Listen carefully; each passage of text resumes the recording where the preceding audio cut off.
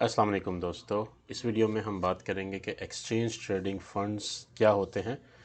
ETF या exchange trading funds एक investment fund होता है जो कि स्टॉक्स की तरह स्टॉक मार्केट में ट्रेड करता है। इस वीडियो में हम देखेंगे कि ये कैसे वर्क करते हैं और इसमें हम इन्वेस्ट कैसे कर सकते हैं। तो ये है फाइनेंस बाय बुक्स ब्रैकेट। इस चैनल को सब्सक्राइब कर दीजिए और बेल आइकन को दबा दीजिए ताकि ये वीडियोस आप तक आसानी से पहुंचती रहें और आप बाखबर रहें हमारी नई। तो दोस्तों, ईटीएफ एक ऐसा फ़ंड है जिसमें फ़ंड मैनेजर इन्वेस्टर से पैसे लेके इन्वेस्टमेंट की बास्केट बनाता है और इस बास्केट में फ़ंड मैनेजर डिफरेंट किस्म के बॉन्ड्स, स्टॉक्स और मुख्तलिफ़ किस्म की सिक्योरिटीज़ रखता है। ऐसा करने से एक तो पोर्टफोलियो में डाइवर्सिटी आ जाती है, दूसरा जब डिफरेंट इन्वेस्टमेंट डिफरेंट रिजल्ट्स देते हैं तो रिस्क फैक्टर भी आपका बहुत कम हो जाता है।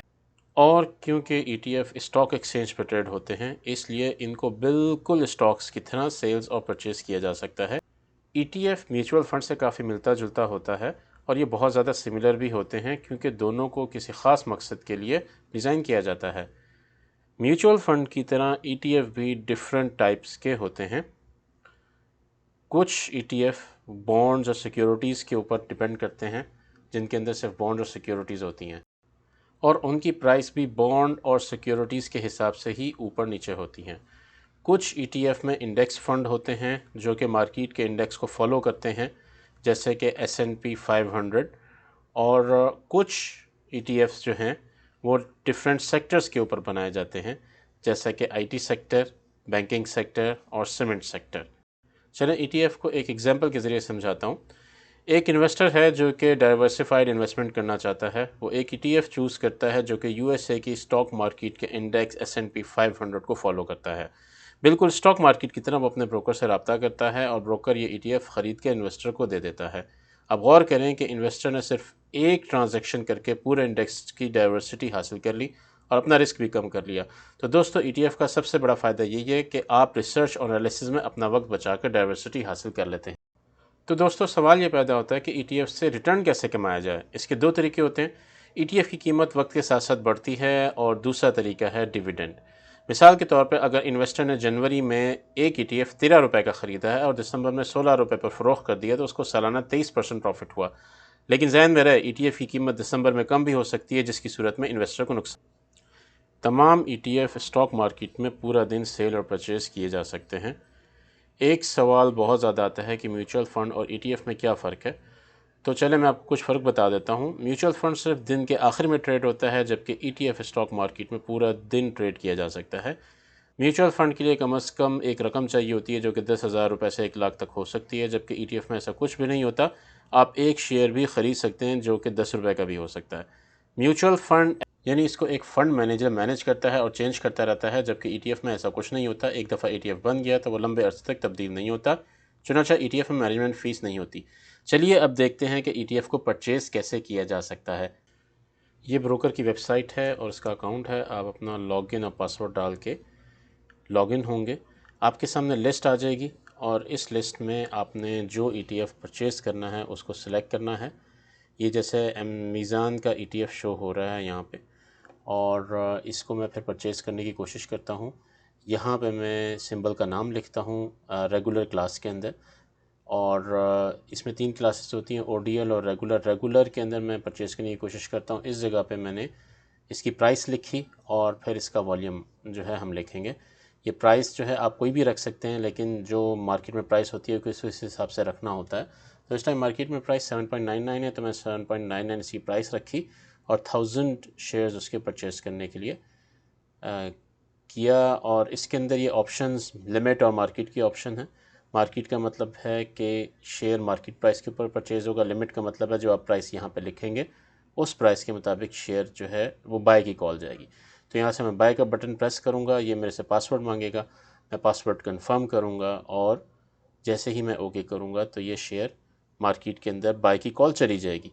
और ये देखें, ये ग्रीन कलर में मेरे पास यहाँ पे बाय की कॉल चली गई।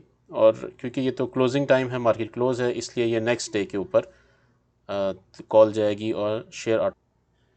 तो ये तो हमने तरीका देखा शेयर परचेज़ करने का। अब शेयर जो हैं ईटीएफ, उनको सर्च करने का क्या तरीका है कि किस ईटीएफ की क्या प्राइस चल रही है। तो हम रिसर्च पोर्टल में चले जाते हैं। तमाम ब्रोकर्स ये रिसर्च पोर्टल प्रोवाइड करते हैं और इस रिसर्च पोर्टल में जाके हम ETF सर्च करेंगे। ये देखें मैंने ETF लिखा और ये नीचे जितने भी पाकिस्तान स्टॉक मार्केट में ETF हैं वो सब शो हो रहे हैं। इनमें से किसी भी एक पे क्लिक करके मैं उनकी डिटेल्स देख सकता हूँ और जो पीछे पोर्टल से हमने परचेज़ किया था वहाँ से परचेज़ किए जा सकते हैं।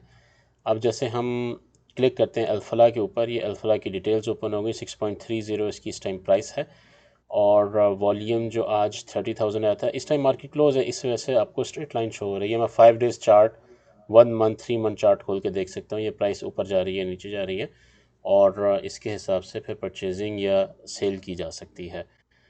तो ये पोर्टल जो है तमाम रिसर्च कंपनीज़ जो हैं, जितने भी आपके ब्रोकर्स हैं वो सब प्रोवाइड करते हैं और ये उनकी डील का हिस्सा होता है और ये आपको प्रोवाइड किया जाता है।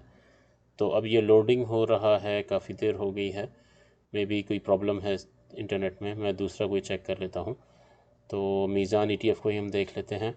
ये क्लिक किया तो इसकी डिटेल्स आ गई। 7.99 इसकी प्राइस थी और INAV 8 रुपीज़ है और वॉल्यूम 78,500। ये 3 ईयर का चार्ट इसका खुला हुआ है कि प्राइस ऊपर से। अब हम इसमें कुछ मज़ीद चीज़ें देखते हैं। ये देखें इसकी डिटेल्स हैं कि एग्रो कॉरपोरेशन मीज़ान ETF ने लिया हुआ है, systems limited, oil and development, agro fertiliser, आगे उन सब की परसेंटेजेस लिखी हुई हैं। ये सब शेयर्स इस टाइम ETF के अंदर मौजूद हैं और इन्होंने सेक्टर वाइज भी डिवीज़न की हुई है। अब हम मज़ीद किसी और को देखते हैं। ETF लिखा मैंने और अल्फला को चेक किया तो ये अल्फला की डिटेल्स खुल गई और ये इंडेक्स ETF है, ये इंडेक्स को फॉलो कर रहा है। अब इसके अंदर देखें टॉप 10 होल्डिंग्स जो हैं वो इन्होंने यहाँ पे बताया हुआ है कि चिराट सीमेंट है और MLCF है। इसी तरह से सेक्टर नेम में भी आगे परसेंटेजेस दी हुई हैं। तो रिसर्च पोर्टल में आपको ये तमाम डिटेल्स इजीली अवेलेबल होती हैं और आप देख सकते हैं आपने किसके अंदर इन्वेस्ट करना है। और ETF की जो बास्केट है उसके अंदर जो शेयर्स हैं वो भी मेंशन्ड है। यहाँ पे पे आउट के सेक्शन में जाके हम देखते हैं पे आउट्स उसने क्या दिए हैं, मतलब डिविडेंड्स, जो कि सेकंड फॉर्म ऑफ इनकम है।